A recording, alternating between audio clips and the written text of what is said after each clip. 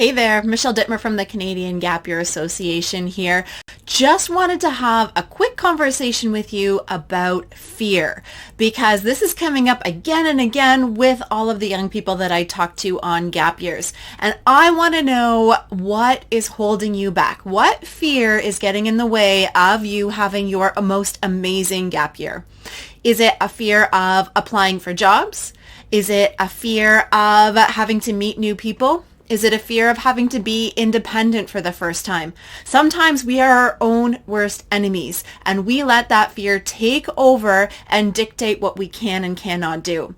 So I wanted to bring some awareness to this idea that sometimes we don't feel ready or we don't feel confident when actually underlying all of that is just a fear.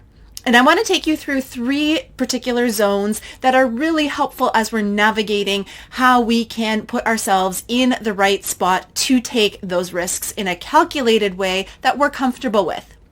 The first zone, you guys know it, you guys are in it. A lot of the time, it's your comfort zone. That's where you're snuggled up under a blanket. Everything is good. You are not stressed. And this is just the way that you enjoy to spend your time.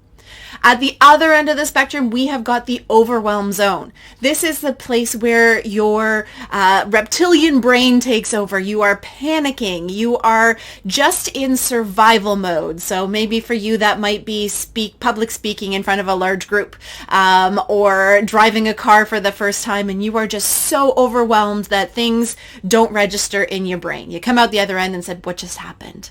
But in the middle of those 2 areas is a sweet spot called the challenge zone. And that is the place where the most growth happens. And that's where we want to spend a lot of our time on our gap year. So we don't want to take ourselves from our comfort zone and throw ourselves all the way into that overwhelm zone because we're not going to get anything out of that experience. So knowing that these 3 zones exist and identifying which zone you're going to be in is going to be very helpful to you in terms of dealing with some of that fear.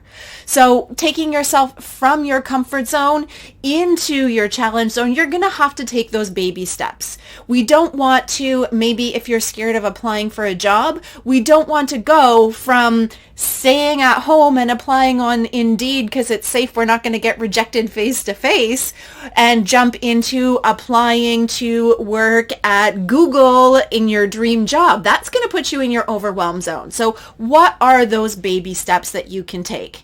So taking yourself from that comfort zone, maybe do a practice interview with somebody that you can trust.